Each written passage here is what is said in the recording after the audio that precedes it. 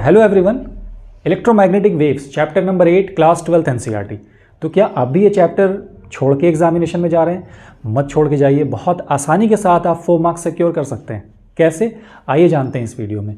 Electromagnetic waves जो chapter है ये वेव्स को डील करता है जिसका नेचर ट्रांसवर्स होता है, जिसमें इलेक्ट्रिक फील्ड वेक्टर और मैग्नेटिक फील्ड वेक्टर ऑसिलेट कर रहे होते हैं एक साथ, नॉर्मल टू ईच अदर, और फिर प्रोपेगेट कर रहे होते हैं।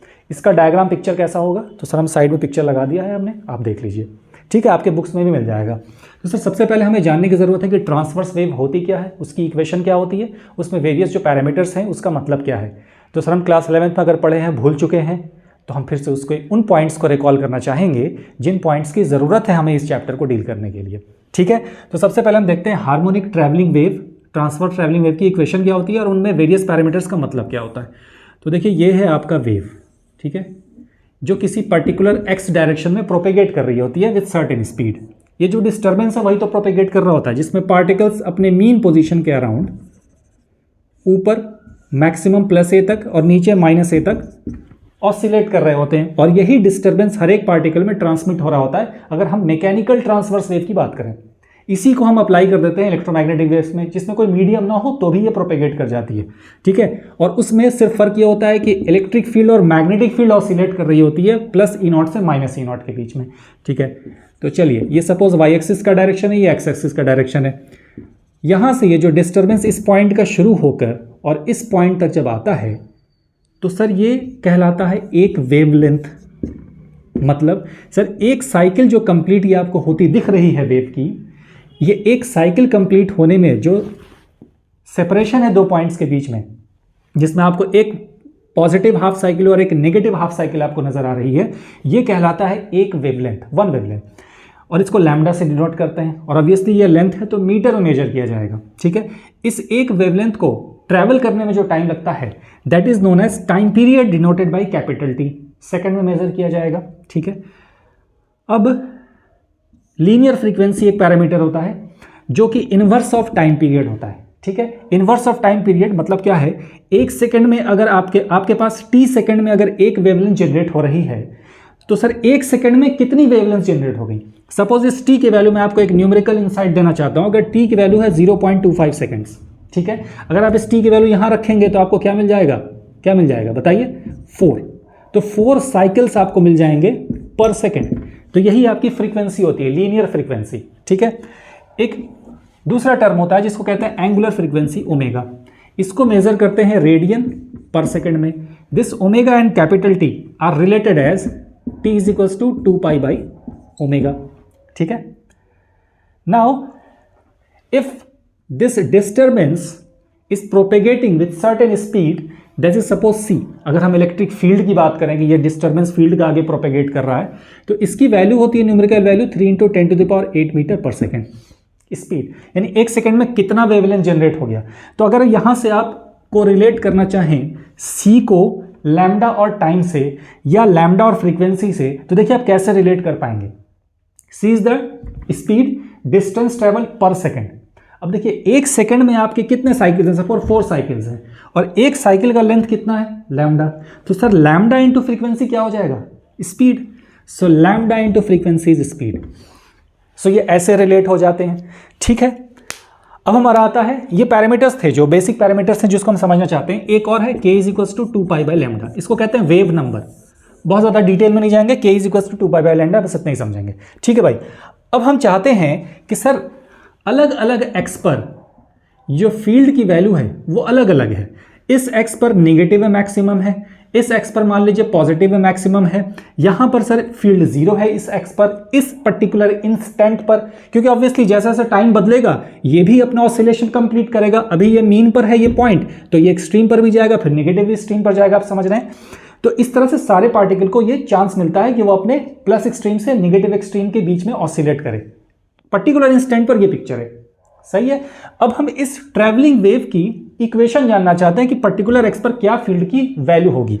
तो यहां से देखिए y is equals to fx का एक आपको ग्राफ मिल रहा है। Suppose this is y is equals to fx का graph, and x is equals to 0 पर ये फंक्शन अपनी मैक्सिमम पीक को ऑब्टेन कर रहा है।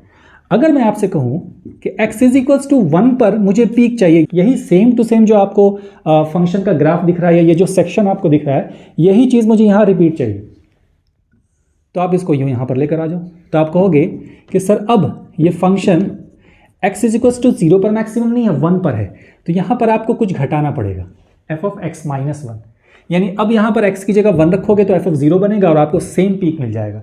मतलब पैटर्न वही है, फंक्शन वही है, जिसमें आपको वैल्यूज डालेंगे तो आपको सेम पीक मिलेगा, लेकिन आपको अलग पोजीशन पर मिल रहा है। सिमिलरली मैं कोई एक जनरल पॉइंट ले लूँ x बराबर x0, जहाँ पर मुझे सेम पीक मिलेगा सेम फंक्शन में डालने पर, तो सेम आपको ग्राफ मिलेगा, यानी आपको सेम पैटर्न मिलेगा जो आगे बढ़ गया है सिर्फ, तो इसको ऐसे डिनोट करोगे। अगर कोई कहे कि सर x0 को मैं c इंटू टी कर दूँ, स्पीड इंटू टाइम, तो यहाँ पर आपका फंक्शन ऐसे स्ट्रक्चर को ऑब्टेन कर लेगा, f of x minus C T. मतलब ये सारा स्ट्रक्चर आगे की तरफ, ये पर्टिकुलर स्ट्रक्चर आगे की तरफ प्रोपेगेट कर रहा है अगर इसका फंक्शन इस तरह से दिया जाए। सिमिलर, इसीलिए इसको कहते हैं फॉरवर्ड प्रोपेगेटिंग। अब ये वेव की इक्वेशन के लिए यूज करेंगे तो फॉरवर्ड प्रोपेगेटिंग वेव हो जाएगा। Similarly f of x plus C T क्या हो जाएगा, बैकवर्ड प्रोपेगेटिंग वेव हो जाएगा। ठीक है मेरे भाई, तो इसके बाद हम समझते हैं कि प्लेन इलेक्ट्रोमैग्नेटिक वेव का जनरल फॉर्म क्या होगा। ठीक है, तो देखिए ये हमने एक रफ सामने डायग्राम खींच दिया प्लेन इलेक्ट्रोमैग्नेटिक वेव का, ठीक है, जिसमें आप ये देख सकते हैं कि c स्पीड से हमारी वेव प्रोपेगेट कर रही है टुवर्ड्स पॉजिटिव एक्स एक्सिस, जिसमें इलेक्ट्रिक फील्ड y डायरेक्शन में ऑक्सिलेट कर रहा है और मैग्नेटिक फील्ड इसके नॉर्मली z डायरेक्शन में, this z axis is perpendicularly outward the plane of the board. हम 2D में खींच रहे हैं इसलिए हमें ऐसे दिखाना पड़ेगा थोड़ा टिल्ट करके। ठीक है मेरे भाई, तो आपका इलेक्ट्रिक फील्ड इस XY प्लेन में ऑसिलेट कर रहा है और ये जो ब्लू कलर का मैग्नेटिक फील्ड है वो यूं ऑसिलेट कर रहा है। देखिए ऐसे मैग्नेटिक फील्ड, इलेक्ट्रिक फील्ड। ठीक है, इलेक्ट्रिक फील्ड जिस पॉइंट पर अपने पीक को ऑब्टेन कर रहा है उसी पॉइंट पर मैग्नेटिक फील्ड भी अपने पीक को ऑब्टेन कर रहा है। ये एक पॉइंट आपको नोट करने की जरूरत है। दोनों सेम पोजीशन पर जीरो भी हो रहे हैं सेम टाइम पर। अब आप देखिए इसकी जनरल इक्वेशन अगर आप लिखेंगे तो ये साइनसॉइडल वेव है, ट्रांसवर्स वेव साइनसॉइडल है। तो आप देखिए इलेक्ट्रिक फील्ड वेक्टर को आप ऐसे लिखोगे, पीक वैल्यू यानी ई नॉट किस डायरेक्शन में है, जे कैप, सही है, साइन ऑफ कॉस भी कर सकते हो आप, साइनसॉइडल है तो साइन ऑफ के x minus omega T. Sir minus रहना जरूरी है, याद करो एक्स नॉट बराबर वी टी है ना, ऐसा कुछ करते थे। यहाँ पर के एक्स कोई एक्स का फंक्शन है, सिंपल सी बात है, एक्स की पावर 1 और टी के पावर 1 हमेशा होना चाहिए इस ब्रैकेट के अंदर में। ठीक है, यहाँ माइनस साइन ये इंडिकेट करता है कि दिस वेव, इलेक्ट्रिक फील्ड का जो वेव है that is propagating in positive X direction. Similarly magnetic field vector will be given by its peak value B naught. किस डायरेक्शन में है सर, के कैप के डायरेक्शन में है with the same function kx minus omega t. Sir, why this is not going to change? Why? Because electric field और magnetic field same frequency से travel कर रहे हैं, तो ओमेगा उनका सेम रहने वाला है। ठीक है मेरे भाई, अब आप देखिएगा यहाँ पर ये दो इक्वेशंस हैं जिससे आपके सारे क्वेश्चन सॉल्व होने वाले हैं। यहाँ पर हम कुछ प्रॉपर्टीज समझते हैं कि क्या क्या प्रॉपर्टीज हैं। तो देखिए सबसे पहली प्रॉपर्टी ये है, बहुत इंपॉर्टेंट प्रॉपर्टी है, इससे डायरेक्ट क्वेश्चन आपका नीट और जेई में आने वाला है और आ चुका है कि सर इनके पीक वैल्यू और इलेक्ट्रोमैग्नेटिक वेव की जो स्पीड है उसमें कुछ रिलेशन है, वो कैसे ऑब्टेन करें। तो देखिए मैक्सवेल के 4 इक्वेशंस हैं जो इस चैप्टर में पढ़ना होता है, ठीक है, उसका पूरा डेरिवेशन भी होता है। तो जो 3rd और 4th इक्वेशन है मैक्सवेल का, जब आप उसको इस प्लेन इलेक्ट्रोमैग्नेटिक वेव में डिराइव करते हो तो you will be reaching a particular result and that result is sir this E nought peak value of this electric field is equated to B not into C. अब देखिए इसको याद कैसे रखना है सर, b के बाद c आता है, they will be placed together, E naught is equals to B not into C. Since electric field vector और मैग्नेटिक फील्ड वेक्टर किसी भी इंस्टेंट पर इन फेज है, इन फेज का मतलब ये दोनों साथ में पीक पर आ रहे हैं, साथ में जीरो हो रहे हैं, तो किसी भी इंस्टेंट पर है तो e बराबर b इंटू सी भी इक्वली वैलिड होने जा रहा है। सही भाई, तो ये डायरेक्टली यूज होता है न्यूमेरिकल्स में। ठीक है, दूसरी चीज कि सर यहां पर एक ओमेगा बाई के एक चीज होती है, इसको कहते हैं दिस इज वेव स्पीड। अगर आप k की वैल्यू पुट करोगे, जो मैंने आपको लास्ट टाइम बताया था, k की वैल्यू अगर आप पुट करोगे 2π/λ, ओमेगा की वैल्यू तो आपको c मिल जाएगा। ठीक है, ये रिलेट होते हैं, बड़ी इंपॉर्टेंट सी चीज़ है ये, डायरेक्टली इससे भी क्वेश्चन पूछा जाता है। एक और बहुत ही इंपॉर्टेंट बात है जिससे डायरेक्ट क्वेश्चन आता है और ये है, नोट 2 करके आप लिख सकते हैं, this was suppose note 1 and note 2 is कि देखिए ये है आपका सी का डायरेक्शन, यानी वेव प्रोपेगेशन का ये डायरेक्शन है. So this is E unit vector, this is B unit vector, this is C unit vector. All this three vectors are mutually perpendicular to each other.